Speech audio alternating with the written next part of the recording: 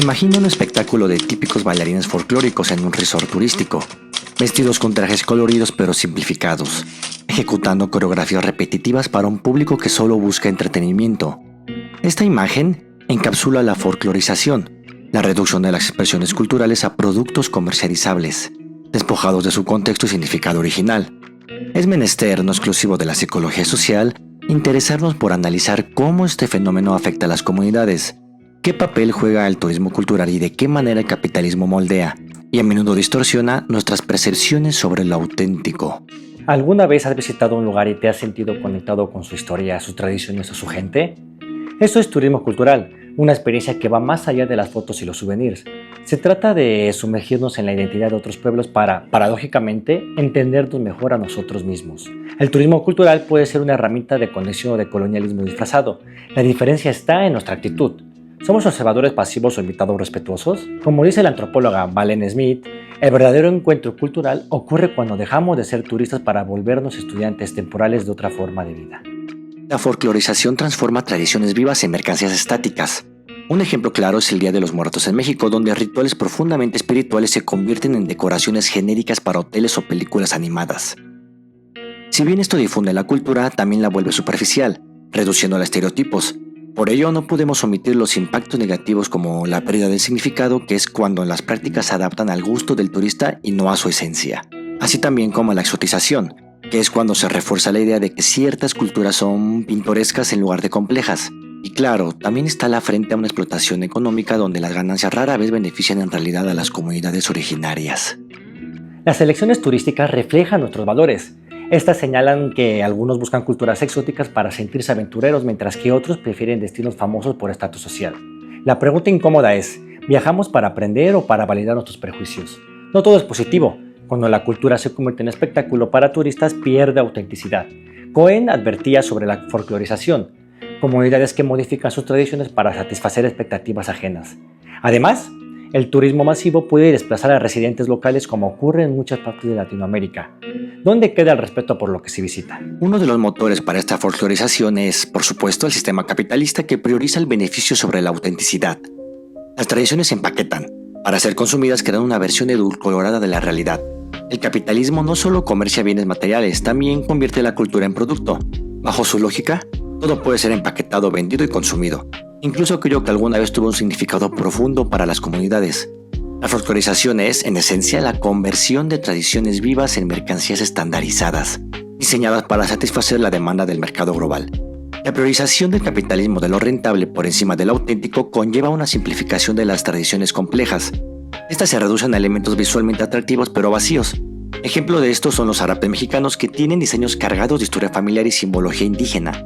Ahora son producidos en masa con patrones genéricos para venderse como decoración en tiendas de aeropuerto.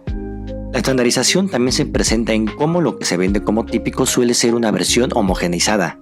El tango argentino, por ejemplo, una danza urbana con raíces en la marginalidad y la protesta social, se convierte en un espectáculo para turistas despojado de su contexto histórico. Algunos países son reducidos a eslóganes comerciales como la increíble India, que tiene campañas turísticas que destacan espiritualidad y color, pero ocultan problemas como la pobreza o la explotación laboral detrás de los monumentos. O Jamaica, tierra del reggae. Mientras Bob Marley se convierte en un icono global, muchas comunidades jamaiquinas siguen marginadas sin acceso a los royalties de su propia cultura. Aquí es donde preguntamos, ¿es posible una folclorización justa? No todo está perdido. Algunas comunidades se apropian del mercado para su beneficio, como el caso de cooperativas indígenas en México que venden artesanías directamente a compradores internacionales, evitando intermediarios. O los festivales culturales con enfoque comunitario, como el caso del Carnaval de Oruro en Bolivia, donde los participantes exigen respeto a sus rituales y control sobre su imagen. Sin embargo, estos casos son la excepción, no la regla. Mientras el capitalismo global siga viendo la cultura como un recurso explotable, la folclorización seguirá siendo un espejo distorsionado de la identidad. El capitalismo no solo transforma la cultura, sino que concentra sus beneficios en unos pocos. Por ejemplo, las empresas turísticas contra comunidades locales. En Cusco, Perú, las agencias de viajes promueven tours a comunidades auténticas, pero gran parte del dinero queda en manos de intermediarios, mientras que los pobladores reciben migajas por actuar su propia cultura. Esto también pasa con los artistas folclóricos, que son precarizados. Músicos andinos o danzantes africanos son contratados por tarifas mínimas para actuar en hoteles de lujo. Todo esto sin derechos laborales ni reconocimiento justo. Este proceso aliena a las comunidades de su propia cultura, pues se ven obligadas a interpretar roles que otros esperan de ellas. Y esto no es una metáfora, es la cruda realidad económica de muchas comunidades. Este es el lado oscuro del turismo masivo. Un proceso de alienación cultural donde la autenticidad se sacrifica en el altar del consumo y... ¿Cómo ocurre exactamente este mecanismo? Podemos empezar por la mercantilización de lo sagrado, donde las ceremonias y rituales con profundo significado espiritual se convierten en shows programados para llenar el tiempo libre entre el check-in y la cena. Lo que para una comunidad es un rito de conexión con sus ancestros, para el turista apresurado se vuelve un programa cultural más que una tacha de su lista. El antropólogo Dean McCannell, en su seminal libro El turista, una nueva teoría de la clase ociosa, ya alertaba de esto. La búsqueda de autenticidad por parte del turista termina destruyéndola, al enmarcarla como un producto para ser consumido. Esto va hilado a la fabricación de la autenticidad falsa, donde las comunidades se ven presionadas a simplificar, exotizar y editar sus tradiciones para hacerlas digeribles, fotogénicas y comercializables, creando una autenticidad designificada. Un ejemplo claro son los textiles ancestrales hechos en serie con tintes químicos porque los turistas prefieren colores vibrantes, abandonando las técnicas tradicionales de tintado que son más sutiles pero menos vistosas. La cultura viva se fosiliza en un cliché. Otra de las consecuencias es la pérdida del significado interno, como cuando una danza se ejecuta por enésima vez no para honrar a una deidad, sino para recibir aplausos y propinas, ocasionando que el significado original se vacíe. Para las nuevas generaciones, su cultura se reduce a un disfraz que se usa para ganarse la vida. Erving Goffman lo entendería a la perfección. La vida social se convierte en una actuación perpetua donde el backstage, o sea, el espacio privado auténtico, se reduce cada vez más para alimentar el frontstage, el escenario montado para el turista. Este análisis no solo busca denunciar, sino también cuestionar nuestro rol como consumidores.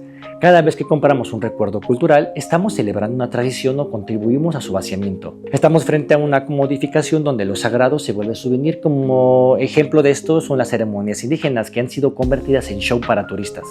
Además, los locales son desplazados por negocios que venden una experiencia auténtica prefabricada. La folclorización no es inocente, refleja desigualdades de poder. Quienes consumen cultura rara vez entienden su trasfondo.